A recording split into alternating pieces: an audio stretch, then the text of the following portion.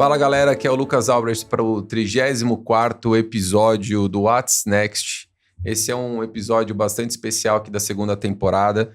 A gente vai falar hoje sobre um segmento do setor de saúde que a gente pouco explorou no podcast até agora, e para isso a gente trouxe um convidado super especial. Natan Lessa-Goiatá está aqui com a gente hoje.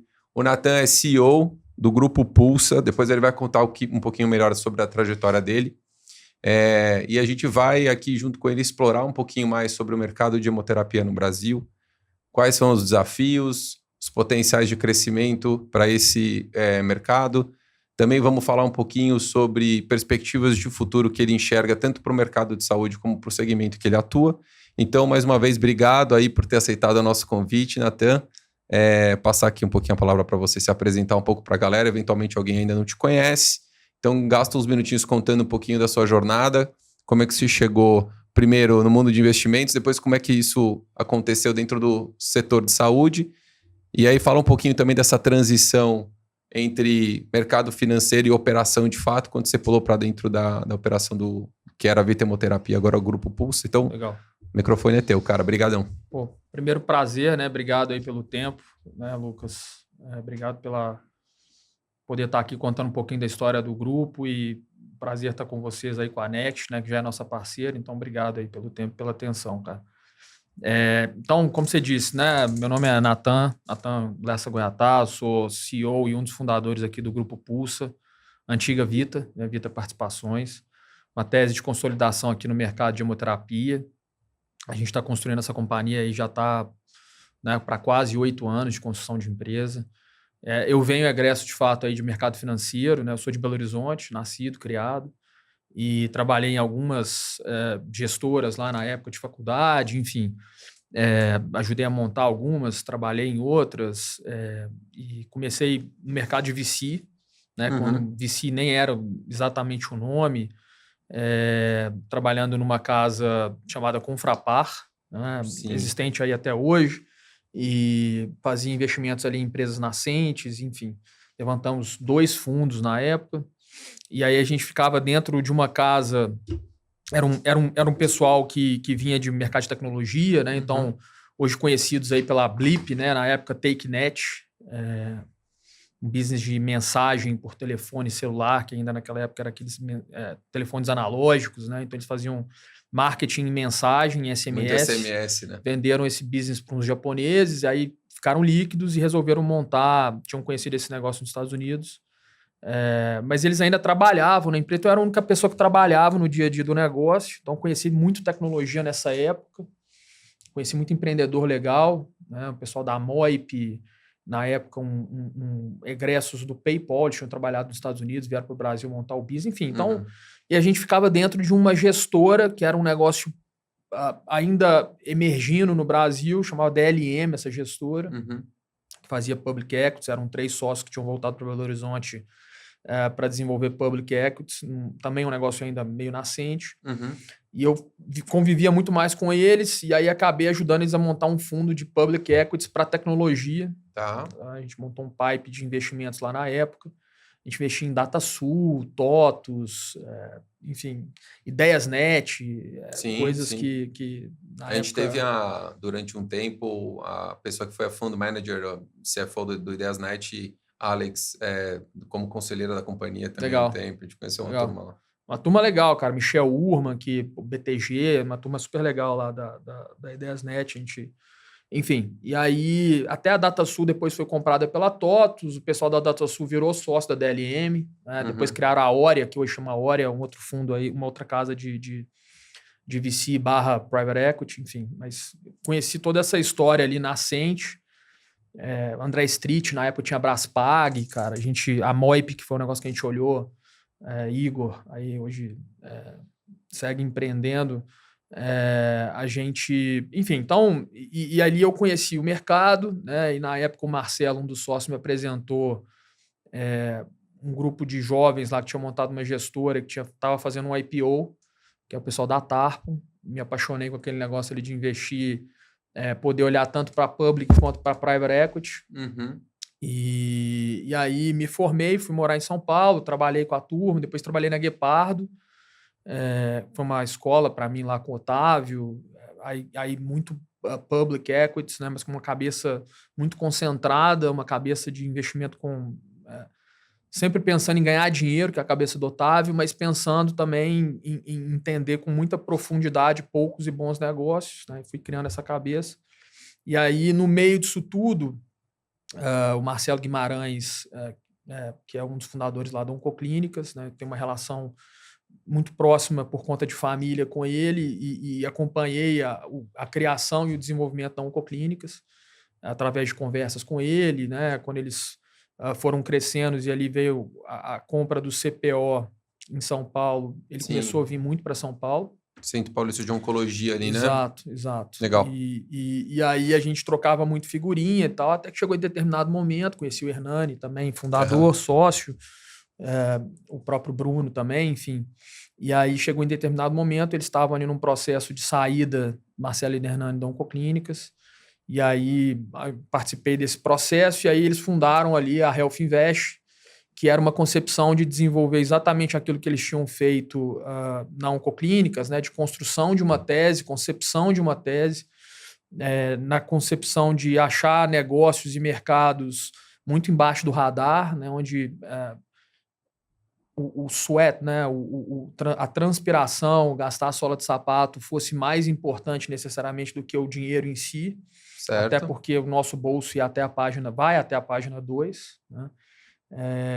E aí essa concepção da Health Invest, desenvolver teses onde a gente possa, com as nossas relações, né, com o nosso conhecimento e com a transpiração, chegar até determinado momento, e depois disso a gente geralmente acaba trazendo ali um bloco de family and friends ou até fundos um pouco mais institucionais para seguir construindo essas teses. Para conseguir ganhar mais musculatura financeira e daí que você já provou o framework de crescimento da companhia, você vai lá e põe gasolina no tanque para enfiar o pé no acelerador. Exato. Então a gente tinha ali, éramos 3 sócios, né? Outros 2 se juntaram ali no meio do caminho, o André Simão, que acabou se tornando o cara financeiro de uma tese de hospitais, né? A gente teve o Carlos Gil, que hoje está mais conhecido porque está à frente da Oncoclínicas, também como nosso sócio do negócio. A gente tinha o Maluf e o Buzaide ali no conselho, ajudando com a senioridade, né, e a importância e relevância que eles têm para o setor de saúde. Então, era um ecossistema muito interessante, pujante ali de desenvolvimento de negócios em saúde. A gente teve 3 teses, até porque éramos 3, né? Então a gente entendia que cada um olharia para majoritariamente algum negócio. Obviamente, Marcelo e Hernani são os sócios sêniores, né? E eu estava ali mais, eu brinco, né? Carregando a mala deles ali para onde eles iam. E aí tinha uma tese hospitalar, né? Voltando, a gente estava ali em 15 para 16, então você tinha um mercado, um setor de hospitais iniciando uma consolidação, né? Mas ainda não tão grande quanto ela é hoje, né? Só para você ter uma ideia, lá em Belo Horizonte mesmo, você tinha o Mater Dei, não a rede Mater Dei ainda, né? Mas iniciando o seu crescimento, né? Sim. Com toda a relevância e importância que eles têm para a comunidade, né, para o Estado, mas ainda um negócio em crescimento, né? Eles estavam ali desenvolvendo o Hospital da Contorno ainda, né? Já tinha um Santo Agostinho evoluído, iniciando a Contorno, num início de conversa de Betim, né? E você não tinha nenhum outro grupo presente em Minas, né? Então a gente viu ali uma oportunidade de tentar consolidar o setor hospitalar em Minas. Todos os hospitais que a gente olhou eram hospitais em dificuldade, né? Exatamente naquela tese nossa de não é o dinheiro que faz um grande diferencial, talvez ajustar ali, entender um pouco da dívida. Todos os hospitais tinham uma alavancagem muito relevante, né? Renegociar a concepção de criar um mínimo de leitos ali, de algo em torno de 1.000 leitos, para você ter uma relevância de discussão como a fonte pagadora, que é a Unimed, relevante em Minas Gerais, né? A gente tem uma ótima relação lá com o pessoal da Unimed.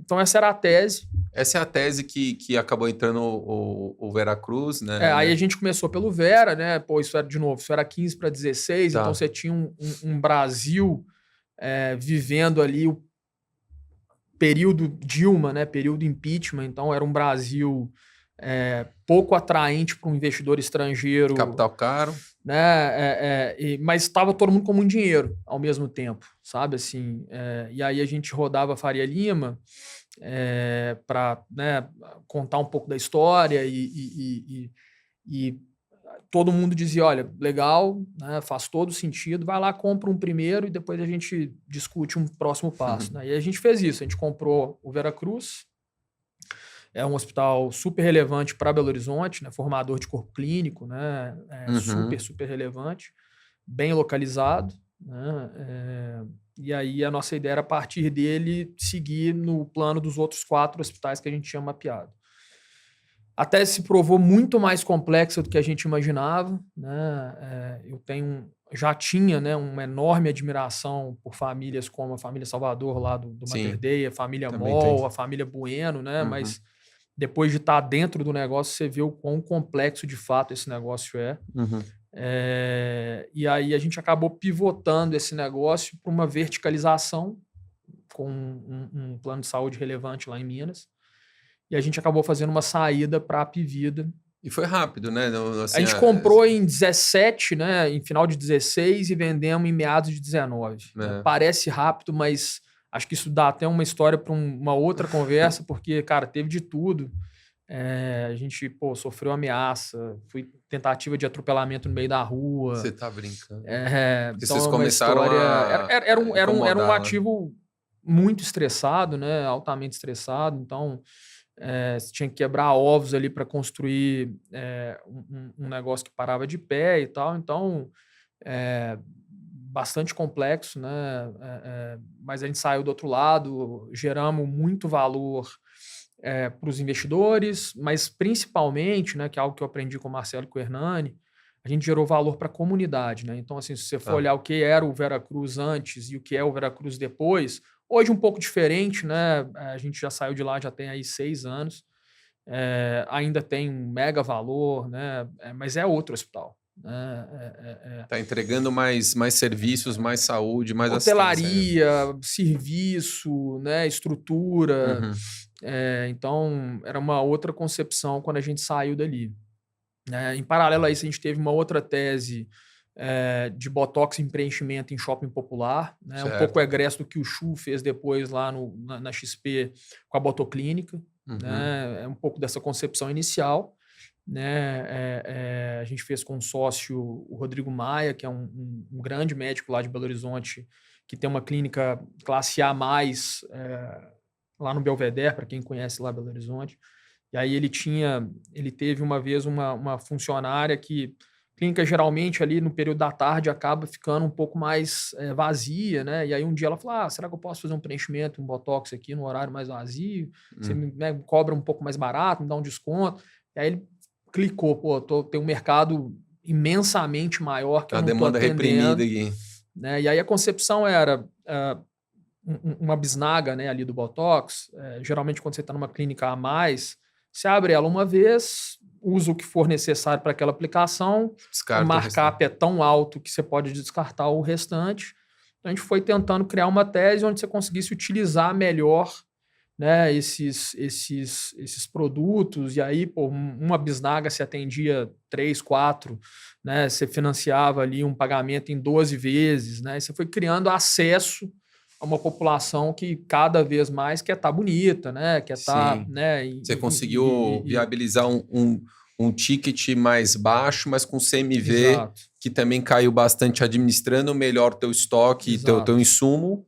E aí, no final, você consegue conservar a margem, né? É isso. E aí, criar relevância para comprar melhor, né? Toda a tese também que a gente tinha vivido na Oncoclínicas. Ganha volume, né? Volume, etc. E aí, aqui a gente queria ter 1.000 lojas, né? E o nosso sócio queria ter ali 10 lojas onde ele pudesse ver, ir lá, saber como é que estava. Era o nome dele, era o médico. Claro. Né? Então, a gente acabou saindo desse negócio, mas também teve início, meio e fim, retornou, enfim. E aí tinha um terceiro investimento, que na verdade foi o primeiro negócio que a gente olhou, quando o Marcelo e o Hernani estavam saindo ali da Oncoclínicas. A gente foi procurado por um médico, que a família... a gente estava falando um pouquinho aqui antes, né? Esse negócio de banco de sangue é um negócio familiar, famílias que criaram isso como uma expansão do consultório de um hemato ali dentro do hospital, né, e tudo mais. E aí ele procurou a gente porque ele entendia que existia uma tese muito parecida com o que tinha sido feito na Oncoclínicas, né, ou seja, mercado altamente fragmentado, né, com margem e possibilidades para serem desenvolvidas, né, e precisava de profissionalização e estava chegando num momento onde potencialmente aquelas famílias que tinham criado, os fundadores estavam em uma certa idade e não necessariamente eles tinham como dar continuidade, né? Não tinha um plano de sucessão bem estabelecido. E aí ele chamou a gente, ele tinha um banco de sangue super legal ali na Brigadeiro, num prédio ali, chegando na Paulista. E aí o Marcelo e o Hernani falaram, cara, vai lá entender um pouco do business, né? Vai lá dar uma olhada. E aí eu passei um tempo lá entendendo, né, literalmente vivendo ali o dia a dia do negócio. Para ver se a tese fazia sentido. Se o negócio tinha escala, se o negócio tinha ali, né, os touch points que a gente entendia que eram importantes para criar uma tese de consolidação no setor de saúde. Né? Aí rodei, cara, fui literalmente de Manaus a Porto Alegre para entender onde estavam os players, né, quem eram. Né, participei de feira para entender, quem são as referências, quem não são, enfim. E aí a gente mapeou o mercado brasileiro, né, chegamos à conclusão que de fato existia ali uma tese possível de consolidação. Só curiosidade, quanto tempo você tocou esse processo de mapeamento, de estudo, tal? Porque não é uma coisa tão simples, né, cara? A gente começou a olhar isso, então, ali no final de 15, né? Tá. E eu diria que a gente começou a ter profundidade e ter um pipe ali do que a gente gostaria de fazer meados de 16. Legal. Tá? E não só Brasil, né, cara? A gente foi estudar isso nos Estados Unidos, na China, para entender também como é que aquilo tinha evoluído, para onde tinha ido. A própria história dos bancos de sangue em si, né, do mercado de hemoterapia, né? Muita gente não sabe, mas como a gente estava comentando aqui antes da Constituição, o Brasil ele não tinha, ou né, era liberado pagar-se por coleta de sangue e você vendia o sangue como um produto. Né? Isso criou muitas complicações, né? Então você teve junto disso, né, um período ali na década de 80, o boom do HIV, né, o boom da hemofilia, enfim. Então isso de certa forma convivia um pouco com as contaminações das transfusões de sangue que acabava acontecendo pelo fato, né, do público que doava para receber alguma coisa acabava sendo ali aquele que tinha uma necessidade maior, né, e não havia, e aqui meu ponto de vista, né, óbvio que é uma discussão ampla para ser feita, uma regulação e uma atenção com relação aos exames, a obrigatoriedade dos exames que deveriam ser realizados quando você fazia uma coleta de sangue, né? E aí acabava culminando aqui em contaminações em transfusões de sangue, etc. E aí você tinha a figura de uma pessoa que ganhou um protagonismo muito grande no Brasil na época, que era o Betinho, né? E ele puxou essa bandeira aí que acabou entrando para dentro da própria Constituição, numa discussão que ele liderou, óbvio, né? As associações, né, da hemofilia, enfim, N outros participaram, que construíram uma parte ali da Constituição relevante que trata o tema do sangue, né? Tema de extrema relevância e importância, óbvio, né? Mas acabaram criando condições muito severas que ajudaram a regular, com certeza. Hoje, o percentual de contaminação nas transfusões de sangue ele é perto de zero. Né? Então, com certeza, surtiu efeito. Né? Mas eu entendo que isso se deve muito mais, talvez, pelo amadurecimento e o desenvolvimento dos exames e testes nas doações de sangue do que necessariamente pelo fato de uma discussão aqui do modelo de negócio em si. Né?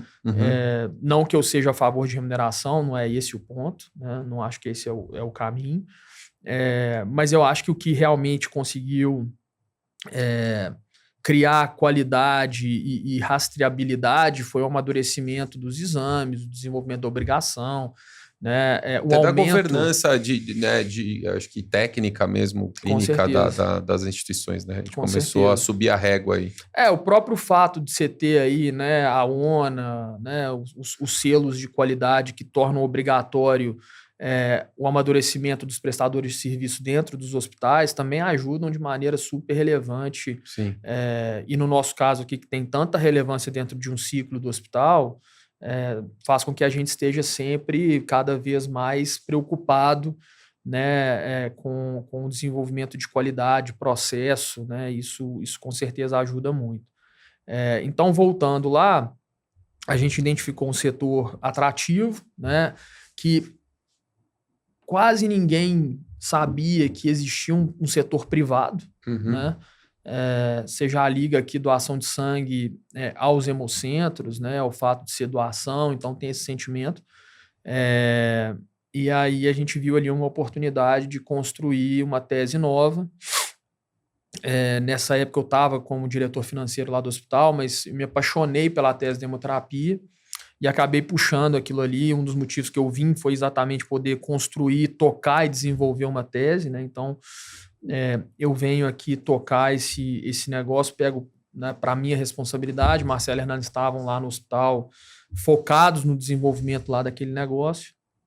E aí, então, a gente pega para construir, começa a voltar a conversar com aqueles bancos de sangue, né? E aí um trâmite normal aqui de um processo de M&A, construir lá a documentação, né? Assinar um MOU, começar a entender e receber as informações mais profundas. Fizemos um pipe de negócio que a gente gostaria de ser sócio, né? E aí fomos para a rua contar um pouco daquela história. E aí, nessa época, eu tive o privilégio de conhecer e interagir com o Edson Bueno, né, lá na DNA, que era um potencial sócio que a gente estava construindo. Ele adorava a tese, enfim. Mas, infelizmente, né, ele veio a falecer ali no meio do caminho, e a gente voltou para Belo Horizonte, adquirimos lá um primeiro banco de sangue com capital próprio, para a gente poder, inclusive, sair do papel, literalmente, né, e passar a ser um empreendedor, né? Então eu fui tocar aquele negócio, fiquei tocando ali durante 8 meses, a gente comprou no final de 16, início de 17, e aí pude comprovar ali agora de fato tocando que existiam todas as premissas que a gente entendiam que eram relevantes para a gente criar uma tese de consolidação e tudo mais.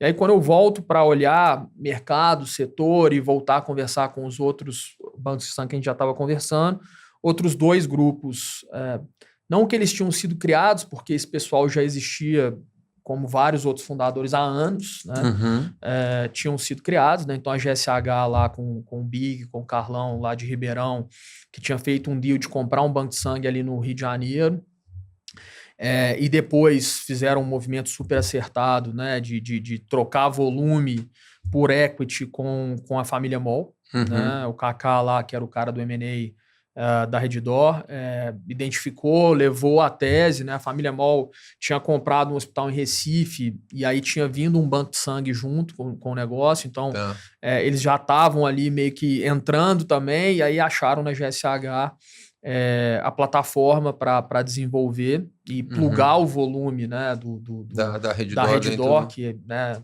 claramente que aí é relevante, o vencedor do joguinho aqui, vamos dizer, né? E um outro grupo, uma família bem relevante do setor, né? Nasceu dentro do negócio, que era uma família aqui de São Paulo, tinha um banco de sangue, tinha um laboratório, né? Eles se movimentaram ali, juntaram com um grupo de outros donos de banco de sangue pelo Brasil, uma família de Fortaleza, uma família de Minas e um banco de sangue lá do Rio Grande do Sul. Criaram um grupo e trouxeram um fundo de private equity do Bradesco e montaram uma tese chamada HM.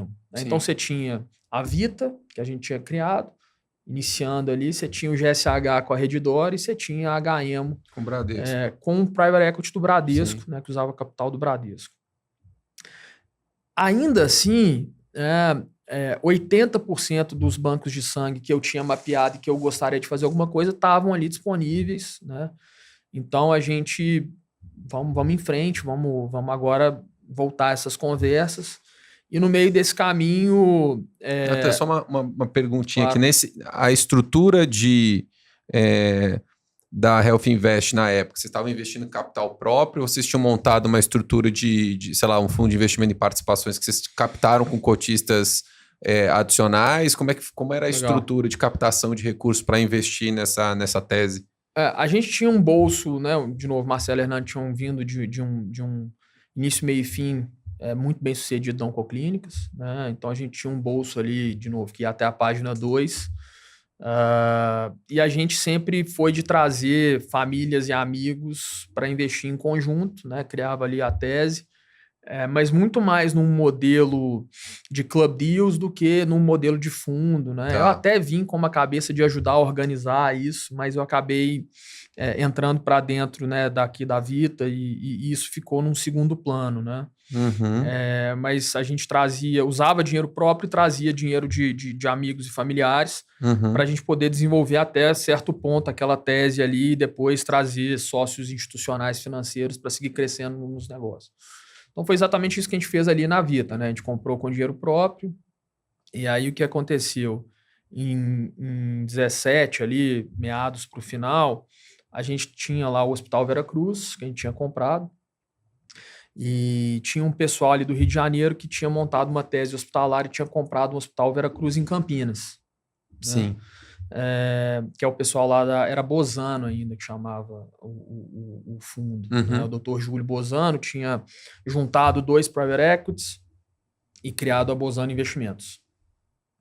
E aí eu tinha uma relação com alguns dos sócios desse negócio, eles ligaram para entender o que a gente estava fazendo, estavam perguntando, estava naquele início de redes hospitalares, né? E aí, vocês montaram uma rede Veracruz, né? Tem um pessoal que comprou em Minas, tem um pessoal no interior de São Paulo, aí ligaram para a gente, e aí eu fui fazer, eu e o Marcelo fomos fazer uma apresentação lá para eles do negócio hospitalar, de novo, era um negócio alavancado, né? E aí tô lá numa reunião com o Jaime e a Priscila, e aí entra o Paulo Guedes na sala, que era sócio da Bozano, sentou no fundo da sala e aí escutou, terminou a apresentação, ele sempre, né, um cara espetacular, mas a fala é bem... falou um monte de palavrão sobre o que a gente estava fazendo, vocês são doidos, esse negócio é alavancado, todo errado. O que mais vocês estão olhando aí? Estamos olhando negócio de banco de sangue. Me apresenta esse negócio aí. E aí ele adorou a tese, né? Asset light, com fragmentado e tudo mais. E aí ele falou, me dá 3 meses que a gente aloca capital. Aí alocaram capital com a gente. E aí foi quando a gente foi... Via Bozano. Via Bozano. E aí foi quando a gente foi de um banco de sangue, em 2018, para mais de 25 aquisições, né? Uma companhia que saiu ali de 10 poucos milhões de reais para mais de 250 milhões de reais ali em 2022. Caramba, saiu de 10 para 250. Em 2022. E aí, ali em 2022, então a gente viveu, né, todo esse boom aí de setor de saúde, né? Os IPOs ali de 2021, né? Várias redes hospitalares sendo criadas e desenvolvidas e um setor de saúde pujante ali de interesse de investidores e tudo mais, para um cenário de uma mudança relevante, que começa com uma mudança política, né? E vai ali até a página que a gente está hoje, né? A gente saiu de um juros de 3% para um juros de 15%. Sim. Né? Um setor, muito honestamente, em formação de executivos, de mão de obra, né? Apesar de ser um setor, obviamente, desde sempre existente, né? A gente estava aprendendo a desenvolver consolidações, né? Formando gente, entendendo um ciclo diferente. A gente tem, na minha opinião, errônea impressão de acreditar que, como é um setor que a demanda se cria sozinha pela necessidade de envelhecimento populacional, etc., etc., ele é um setor resiliente, ele é um setor que cresce absurdamente, Não necessariamente, né? E que com isso você poderia seguir nessas teses aí ad eterno, comprando, alavancando, que a coisa ia crescendo, etc. Eu acho que o que a gente viu ao final desse processo é uma verdade muito diferente, né? A gente sofreu aqui com exageros, e não estou me eximindo desse processo também não, né? Mas de compras caras, né? De alavancagens extremas, né? Sim. A gente passou por um período de excesso de liquidez também, com capital razoavelmente barato. Então, né? Assim, acabou se criando talvez uma competição maior para alguns ativos também, então naturalmente fez com que os múltiplos eles começassem a ficar um pouco mais elevados, mas acho que a gente está num período de ajuste também. Não, né? não, então, acho que é normal, cara, isso né, para qualquer setor, você viver, de novo, você está ainda em formação. Se você for olhar, cara, quem são os grandes executivos do setor de saúde, né? Talvez você tenha tido um ciclo, né, de grandes executivos, né? Você tem famílias excepcionais, né? Então, como eu comentei aqui no início, né? A família Salvador, do Mater Dei, né? A família Moll, né? A família Bueno, são empreendedores e famílias que seguiram empreendendo excepcionais, né? Sim. Você tem excepcionais executivos, né? Mas você ainda não tem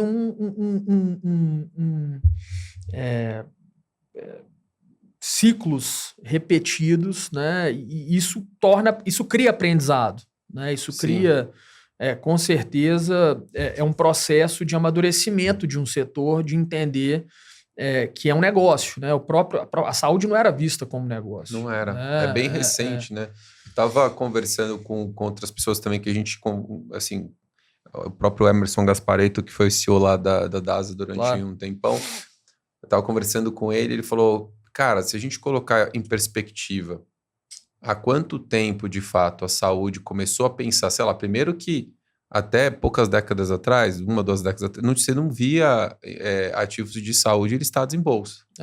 Né? É isso. Então, para você pensar em, qual que é o nível de governança, de estrutura de gestão que você precisa ter para ter um ativo desse público, né? Então, assim, a gente está ainda passando por um processo de maturidade ou de maturação do setor. Eu acho que a gente teve uma leva muito boa.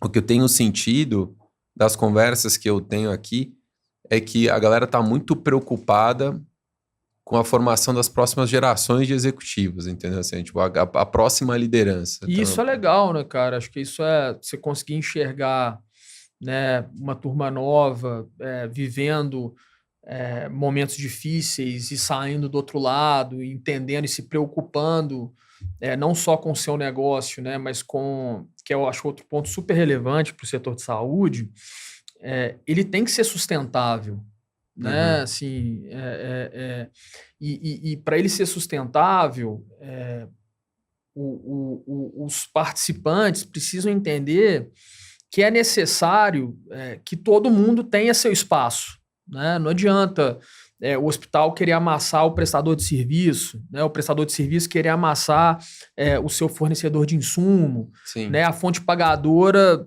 ao invés de estar irrigando com consistência, óbvio, né? Trabalhando também com a seriedade dos prestadores de serviço, né? O prestador também não está tentando ali criar procedimento, né? Inflar receita e tal. É importante para o setor conseguir ser sustentável, entendeu? Sim. Então, assim, eu acho que a gente está também aprendendo um pouco isso, né?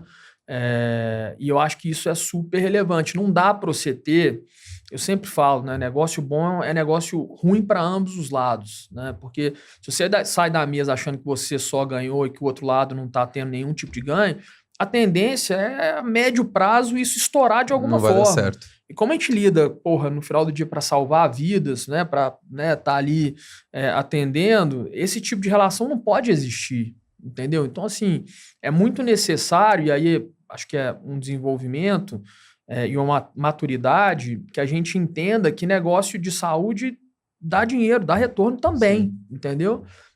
Antes disso, obviamente, ele salva vidas. Antes disso, obviamente, ele trata pessoas, né? Antes disso, ele tem todas essas preocupações.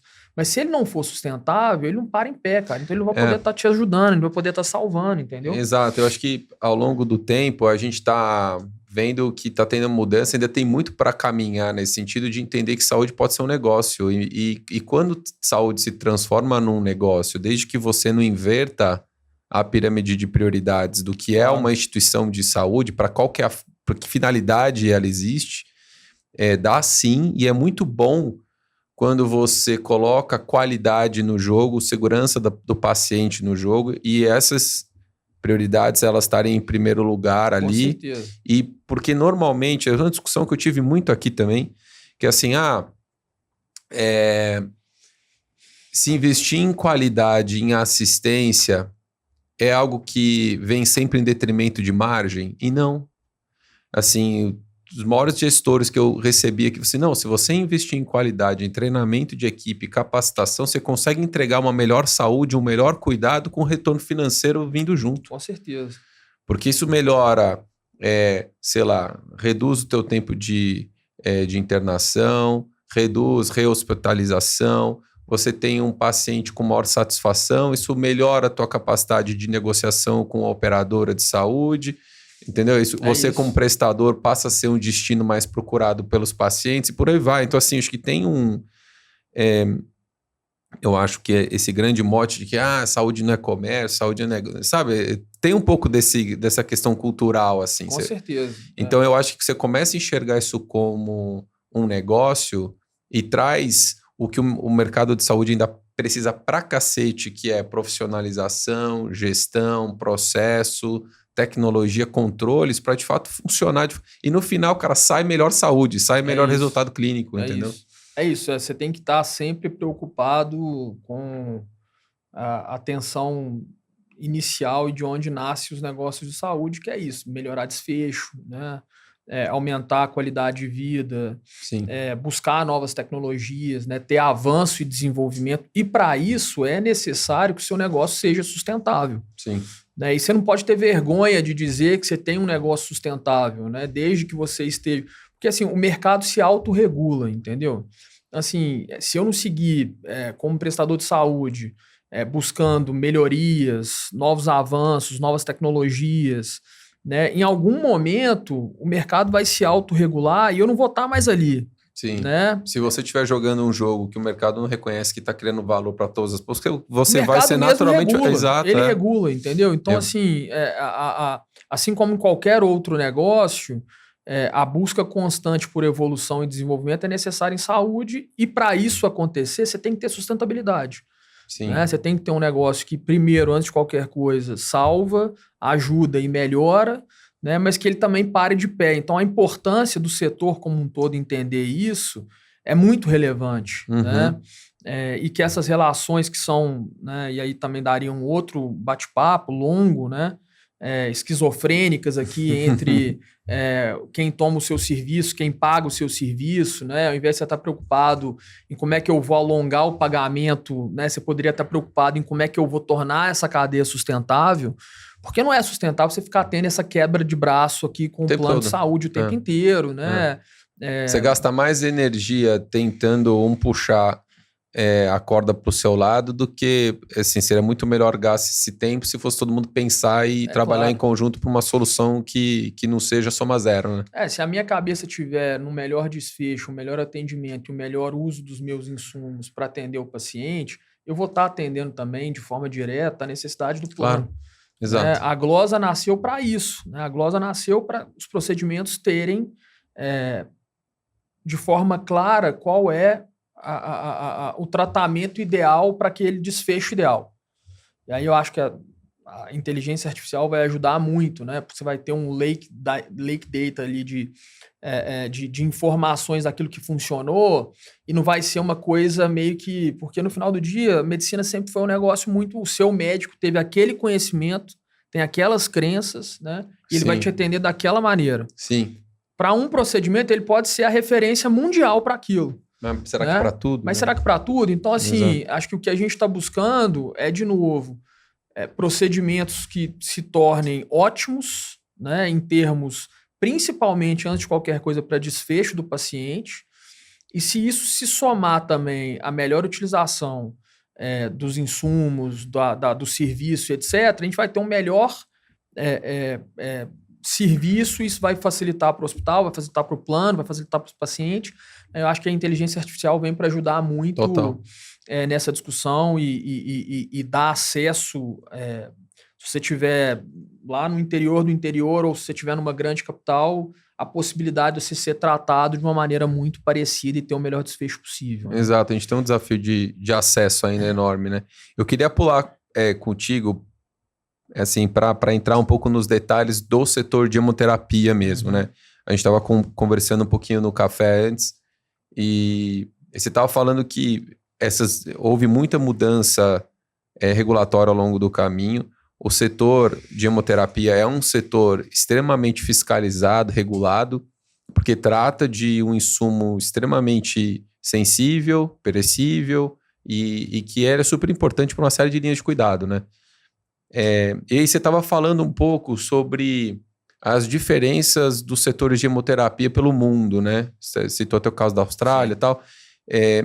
Queria que você contasse um pouquinho para a galera, porque eu acho que como o setor de hemoterapia para o usuário convencional não é uma coisa que está tão ali próxima, o pessoal, a gente estava falando assim, às vezes é um setor que quando está funcionando ninguém fica sabendo, ninguém fica olhando, igual nós aqui de tecnologia, que eu falo, quando está tudo funcionando lá na Nexto, quando ninguém quer falar com a gente, né? Se alguém está ligando para a gente é porque tem algum BO acontecendo. Então conta um pouquinho de como é que está o mercado organizado hoje, entre players, distribuição entre público e privado das empresas. Você falou um pouquinho sobre a tese, até onde vai o limite da tese e aí quais são as outras verticais de crescimento e traça um paralelo com como é que é em outros lugares do mundo.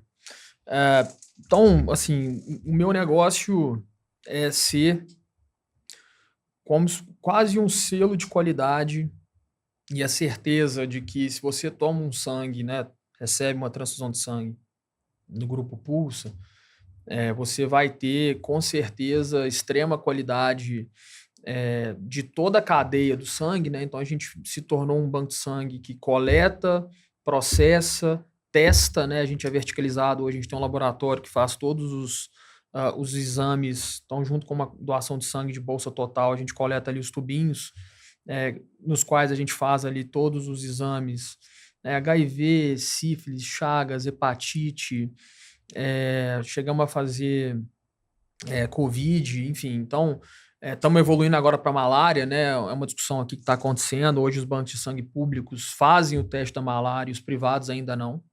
Por uma obrigação que acabou saindo ali meio torta, vamos dizer, né? Tornou-se obrigatório só para os públicos. A gente está lutando aqui para essa obrigação vir também para os privados, né? Extrema importância isso acontecer. Não dá para a gente ter, no final do dia, quase que 2 Brasis ali, né? Onde você não tem a obrigação de fazer o teste da malária e aí eu não consigo obrigatoriamente cobrar dos planos, né? Então a gente está lutando isso lá com a Secretaria do Sangue. Se você faz, mas não pode cobrar, né? Exato. Né? Então isso é um problema para a gente está em caminhos de resolver. Então, voltando, né? A gente é o selo da qualidade de que a bolsa que você vai tomar, ela vai estar disponível quando o médico precisar, onde ele precisar e da melhor maneira, com toda a qualidade, para aquilo salvar a vida ali do paciente. Né? A gente caminha para as evoluções naturais, como a gente estava comentando, né? De se provocar para onde vai. Então, a gente teve a questão do transplante, né? De medula óssea, os transplantes, todos os outros. Nós somos grandes parceiros, né? A gente coleta a medula, a gente criopreserva, né? A gente prepara e depois infunde no paciente.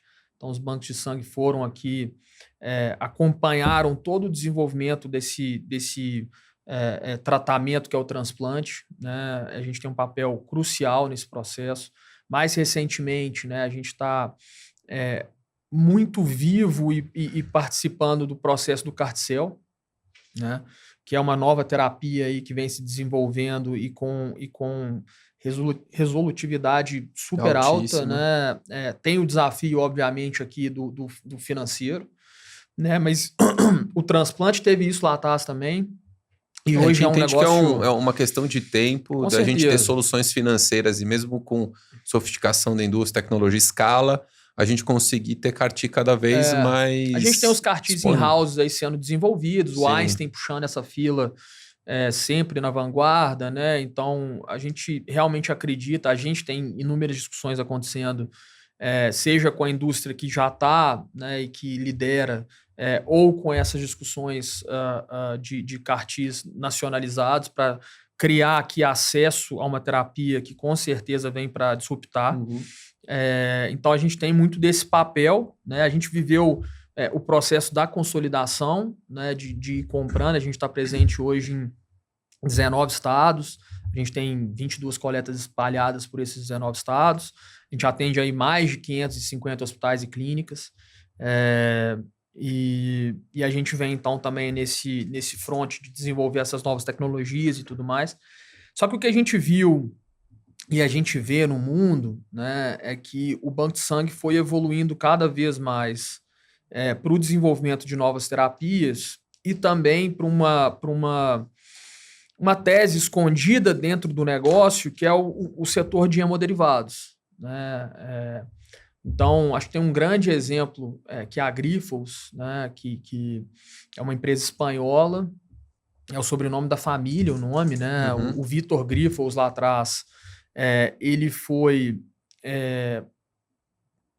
o desenvolvedor do setor da hemoterapia, né? Então, ele criou, na época, o processo de retirar o sangue através ali da seringa, com um elástico que chegava numa garrafa de vidro, né? Ele foi o desenvolvedor do método e dos insumos ali, né? Você vai lá em Barcelona, que é onde a família egressa, é super legal, super emocionante, cara. Tem o Museu Grifols, né? E ele conta toda a história, você vê como é que a família se confunde com a história dos bancos de sangue, da hemoterapia do país, né? E depois ele conheceu o Kohn, que era um médico super importante, ele desenvolveu o processo de fracionar. Quando eu coleto o sangue total, eu fraciono ele em 3 hemocomponentes, né? A hemácia, que é, assim, de maneira grosseira, é o sangue vermelho, a plaqueta, que é o sangue branco, vamos dizer. A hemácia, assim, também de forma grosseira, né? Trata ali os traumas e etc. Oxigena, né? A plaqueta vai tratar as complexidades, então vai tratar ali oncologia, os transplantes, não só isso, mas, de novo, de maneira grosseira. E o plasma é a água rica em proteína, né? O sangue é composto de água, sim, né? Então, e o plasma, ele é matéria-prima para uma indústria farmacêutica que desenvolve os hemoderivados, né? Então, voltando lá para a história do Vitor Grifols, ele conheceu o Kohn desenvolveu o método de fracionamento do plasma, que é o método utilizado até hoje, método de Kohn, tá? Que é por centrifugação e tudo. Centrifugação, utilizar álcool em tonéis enormes, inativa, né, o plasma, e isso ele retira as proteínas, separa as proteínas e cria medicamentos, né, que os mais conhecidos são imunoglobulina, albumina e fator de coagulação, que são exatamente medicamentos usados, dentre várias outras utilizações, para tratar os hemofílicos. A gente volta para a história lá atrás, né? E aí a Grifols caminhou de um banco de sangue que construiu a tese de bancos de sangue, né, o processo como era coletado o sangue, para uma indústria farmacêutica mega relevante, uma indústria mundial, né? A Grifols é uma das principais indústrias de hemoderivados do mundo, é uma empresa listada, né, nos Estados Unidos, com planta na Europa, nos Estados Unidos, mas presença em todos os continentes, enfim. E aí você tem várias outras indústrias, várias não, né? É um mercado concentrado, tá? Poucos players. E a gente acredita que a vocação do nosso negócio, ele está em desenvolver essa cadeia, né? Se tem uma parte geográfica que você ainda não tem um desenvolvimento relevante disso, estaria na América do Sul, né? No caso do Brasil, o governo desenvolveu em 2002 uma indústria chamada Hemobras. Tá? Essa indústria ela responde para o Ministério da Saúde e ela nasceu para fracionar o plasma brasileiro. Assim como a gente entende, reconhece e admira muito os hemocentros públicos, né, pelo trabalho complexo que eles fazem, né? Estava comentando aqui com você, né? Eu sou de Minas, sou de Belo Horizonte, então a gente tem muito orgulho do Hemominas, né? Porque tem um trabalho complexo desenvolvido ali. Talvez a Júnia seja a grande responsável pelo sucesso que o Hemominas tem, em meio a inúmeras dificuldades que um hemocentro tem, financeira, né? Você pega um estado como Minas Gerais, maior número de municípios, conseguir atender essa capilaridade, né? A logística. Imagino. É um desafio enorme, né? E assim como a gente reconhece e vê a importância e linkando aqui com a sustentabilidade, né? Gostaria de poder ajudar muito mais do que a gente consegue fazer através da nossa sustentabilidade, o público, né? A gente também enxerga a Hemobras como um ativo de extrema importância para o Brasil, né? Essa é uma indústria que, antes de qualquer coisa, o governo tem a responsabilidade e o compromisso de entregar os fatores para os hemofílicos, né? Isso está na Constituição. É um medicamento que precisa ser entregado pelo SUS para os hemofílicos. E hoje a gente importa 100% do hemoderivado do Brasil dessas indústrias internacionais, né? Por quê? Primeiro que é complexo desenvolver uma indústria de biológicos, né? A gente está falando aqui de um medicamento biológico, né? E tem todo o seu desafio de desenvolver a indústria, né? Que é o caso, a Hemobras está localizada no interior do Pernambuco, e ela vem sendo construída desde 2002, e tem a complexidade de montar a fábrica, né? Tá num local distante, então de desenvolver a mão de obra especializada. Tem o desafio de conseguir ter as liberações. A gente tem, com certeza, um dos órgãos reguladores mais relevantes, sérios do mundo, que é a Anvisa, né? Uhum. Então, uma coisa que a gente tem que se orgulhar, com certeza, é o selo que a Anvisa traz, né? E a tranquilidade que a saúde pode ter tendo a Anvisa. Então, você tem todo um processo complexo de ter as liberações de Anvisa para uma fábrica de biológicos. Então, carrega toda essa dificuldade, né? E a gente gostaria, assim como nos hemocentros públicos, de também poder ajudar a Hemobras a conseguir ter, né, e se tornar e materializar toda essa potencialidade que ela tem, né, de produzir os biológicos no Brasil. Os hemoderivados. Né? E o que a Hemobras vai precisar? Ela vai precisar de plasma. Né? Nós, como o principal grupo de hemoterapia, a gente tem uma quantidade relevante de plasma, né, que a gente poderia estar fornecendo a Hemobras, né, no mundo inteiro. Né? É uma matéria-prima, então, no mínimo, ela é reembolsada dos custos, né? E a gente vem conversando com a Hemobras para criar um caminho onde a gente possa, né, ter uma interlocução de potencializar essa empresa, né, de poder ajudá-la a materializar esse potencial todo que ela tem. Antes de qualquer coisa, né, a gente diminuir a dependência da indústria internacional, né? Então a gente fica importando esses produtos para conseguir entregar aquilo que o governo tem de compromisso com os hemofílicos, entregar para o SUS e etc. Isso torna, obviamente, muito mais caro do que deveria ser. Conta para... Vamos entrar um pouquinho nesse ponto. Qual que é o principal desafio da gente não conseguir produzir esses hemoderivados aqui e a gente ter que importar 100% desses insumos? É uma questão, sei lá, tecnológica, a gente tem uma barreira intransponível ou a gente precisa acessar uma propriedade intelectual, recurso técnico que a gente não tem. Legal. É financiamento, é uma questão ainda regulatória, é uma questão de volume de plasma, porque eu lembro que a gente estava conversando um pouco antes, que em função da mudança que aconteceu lá na época da Constituição, em que você precisa de um doador voluntário, você pode até criar campanhas, mas no final do dia a doação é voluntária, ela não é remunerada, etc. Eu acho que isso de alguma forma, beleza, melhorou qualidade, etc., mas isso deve colocar desafios adicionais do ponto de vista da oferta. Com certeza. E então, isso, até na sua visão que você compartilhou um pouco antes, teria uma forma de você controlar melhor a questão infecciosa e tudo mais, se você, de outras formas, além do que simplesmente botar uma barreira muito fechada na questão do pagamento. Mas assim, o que você enxerga que é o maior desafio que vocês acham que, se destravar, esse é um vetor de crescimento importante? De novo, né? Antes de pensar como negócio, eu gosto de pensar como a necessidade e a potencialidade, como isso pode impactar a vida de quem vai receber aquele tratamento.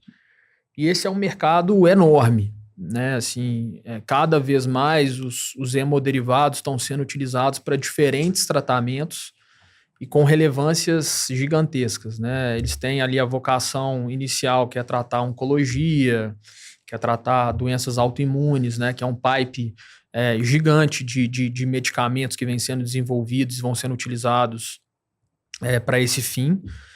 Mas ele já tem teste clínico avançado para tratar Alzheimer, por exemplo, né? Uhum. Então, ele tem aqui uma utilização, uma necessidade, uma potencialidade enorme.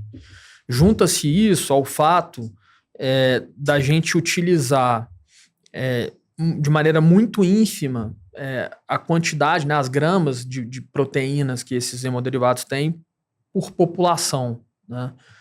A gente está muito aquém da média de utilização dos hemoderivados do mundo, né? Se a gente for chegar na Austrália, que é o que eu estava comentando, onde você tem o maior pico de gramas por população, a gente está, assim, sei lá, 20 vezes abaixo do que eles utilizam lá. Isso se dá muito pelo fato de faltar produto, né? E aí vem as necessidades e a importância de você criar autossuficiência. Você pega, por exemplo, no período da pandemia, ninguém saía de casa. Quem estava doando sangue? Quem estava doando plasma? Então, faltou produto no mundo inteiro, né? E, poxa, você acha que vai chegar primeiro lá na Europa, onde essas fábricas estão, nos Estados Unidos, ou vai chegar no Brasil? Vai chegar lá. Então, faltou produto, não tinha produto, né? E aí, até o governo teve que trabalhar, baixou a regra ali da Anvisa para medicamentos liberados, teve que dar entrada em produtos que vieram da Ásia, da Índia. Enfim, se abre um flanco, uma fragilidade muito perigosa, né? Uhum. E aí eu volto da importância do desenvolvimento da Hemobras para que a gente possa ter autossuficiência, etc.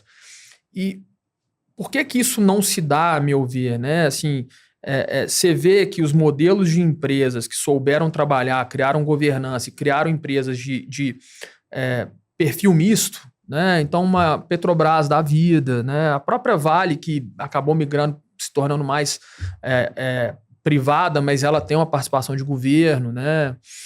Quando você cria essas condições e você tem um privado, né, criando pungência para o desenvolvimento de um ativo que pode ser público também, com muita governança e reconhecendo que empresa precisa de produtividade, de investimento e tudo mais, acho que isso tem um poder enorme de desenvolvimento de bons negócios, né?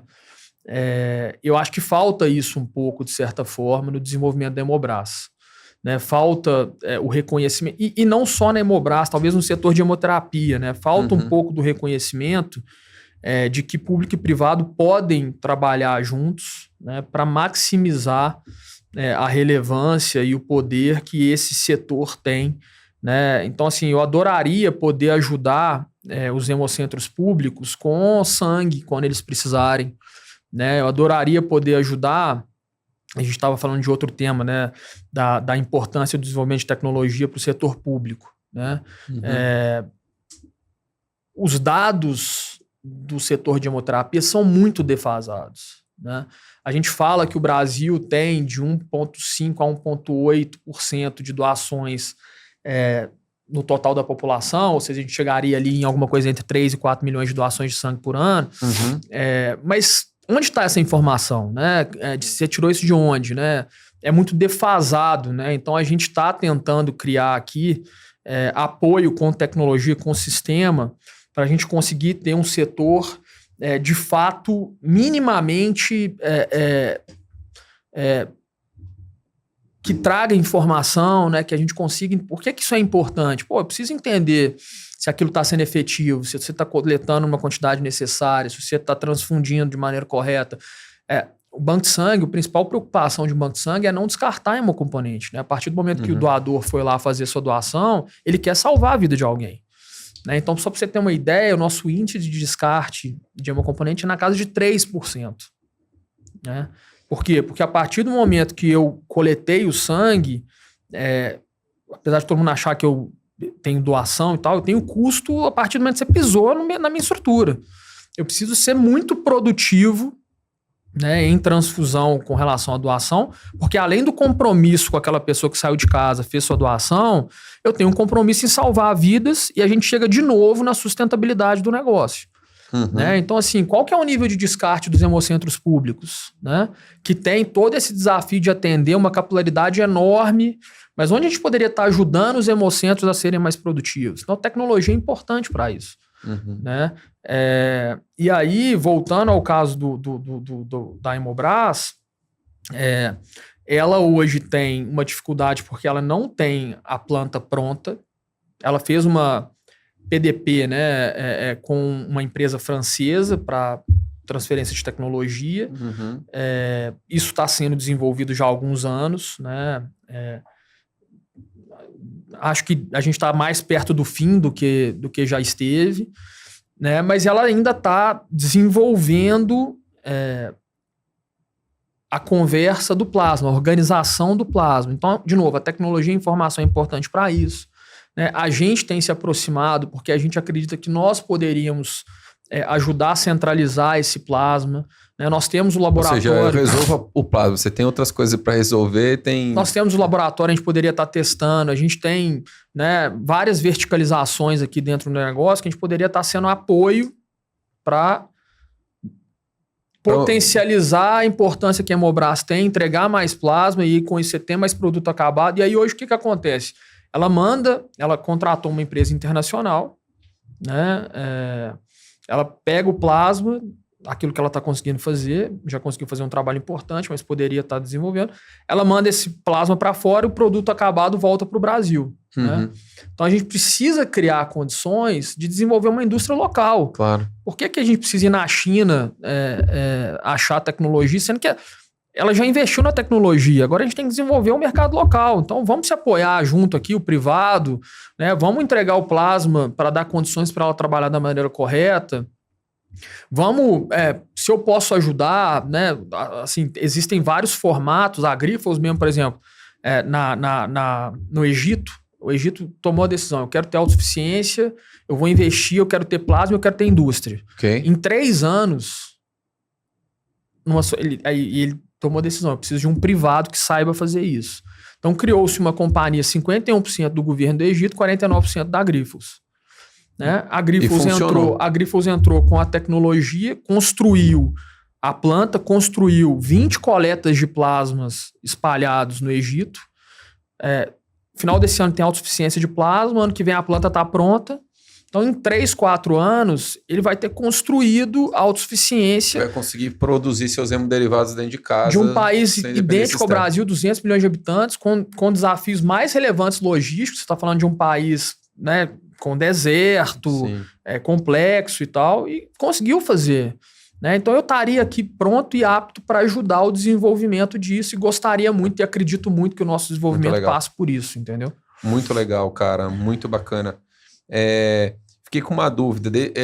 Esse índice de descarte, normalmente ele acontece... Quais são os fatores preponderantes? É validade? Acaba não usando? É questão de logística, armazenamento? Onde é que pega? Preponderantes, aqui a gente está falando de validade, né? Então, como eu comentei, um sangue total ele é fracionado em hemácia, plaqueta e plasma. Né? A hemácia dura 30 dias e ela fica em geladeira, tá?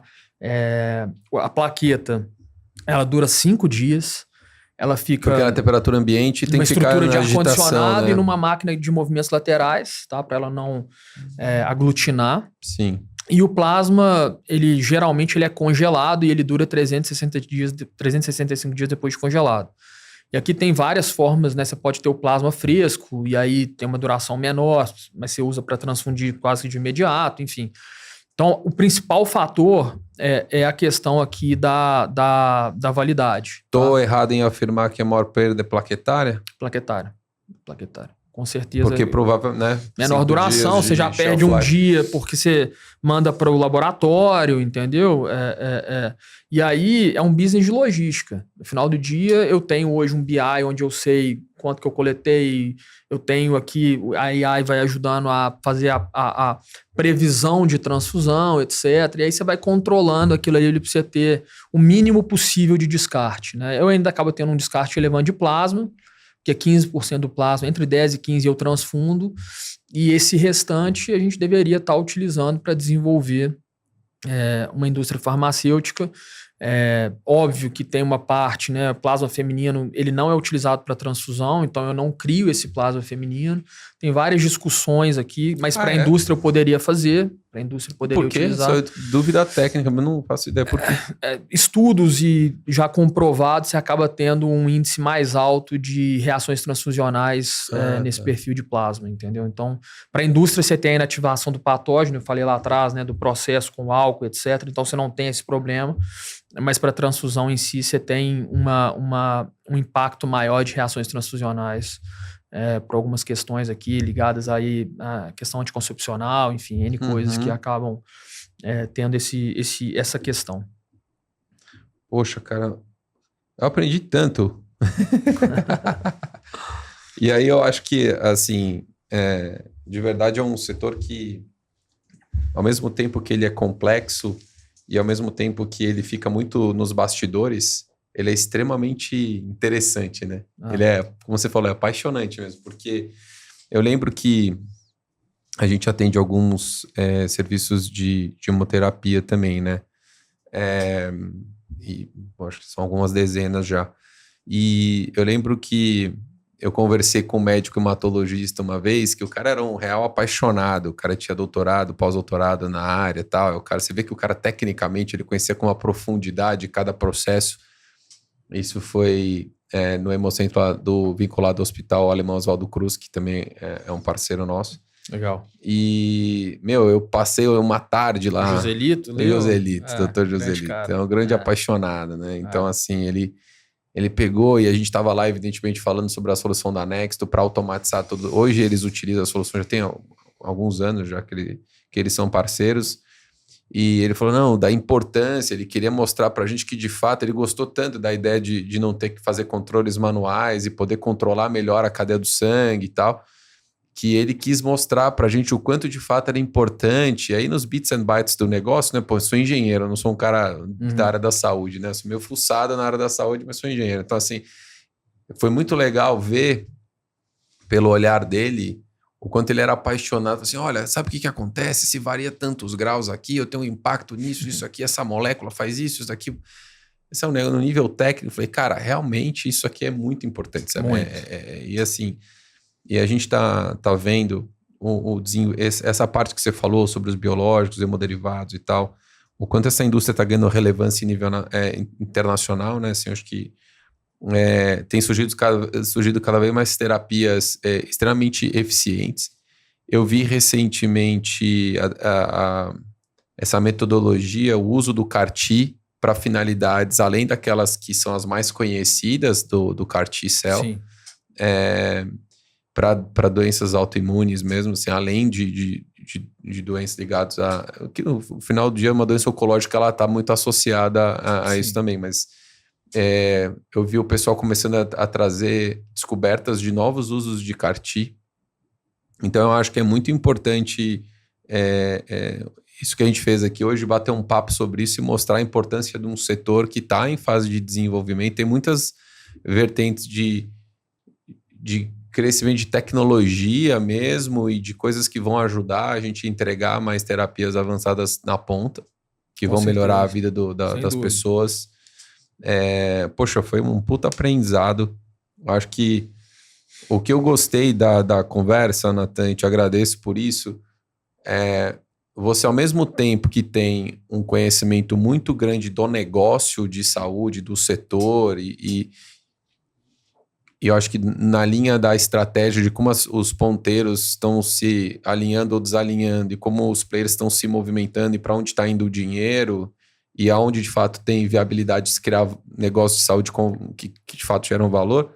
Ao mesmo tempo, você é o cara que aprofunda na técnica e vai descer. Claramente, você desceu na operação e, entendeu? Gastou sola de sapato para conhecer o que está acontecendo ali na ponta. Então, acho que deu para dar uma visão muito legal, 360 do setor.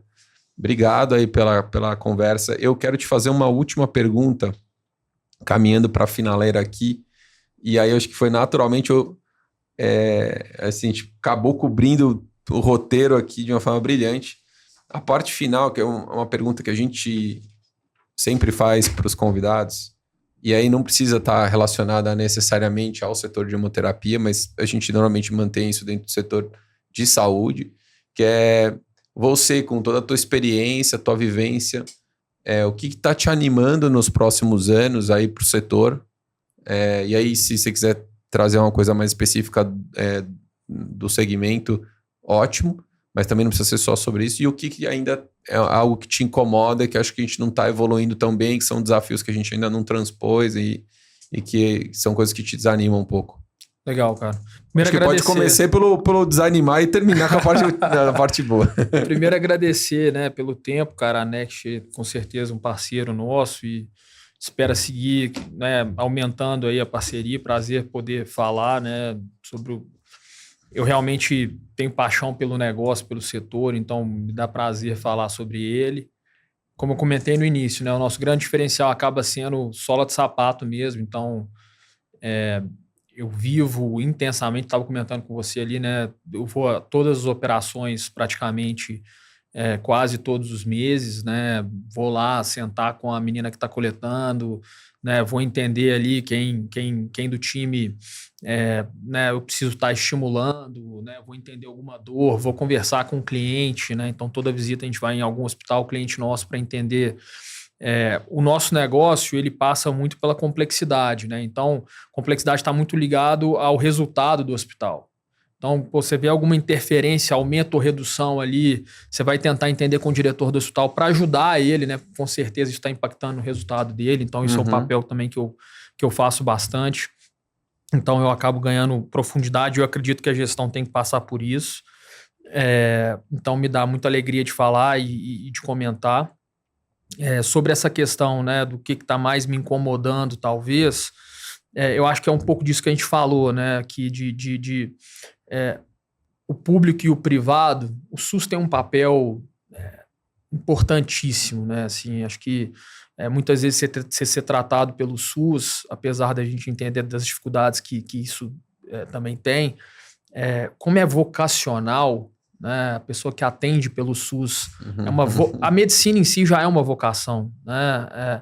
A pessoa que trabalha no SUS, eu acho que ela é mais vocacionada ainda, né? Então, você pode ter certeza que quando você é atendido no SUS, a pessoa que está ali te atendendo, ela trata de uma maneira diferenciada, porque ela vem esse desafio demais para estar ali. Concordo. E com certeza ela vai te atender com uma atenção assina embaixo, única e você vai ser bem tratado dentro daquilo que ela tem disponível para fazer. Tem craques demais no dia a dia da operação do SUS.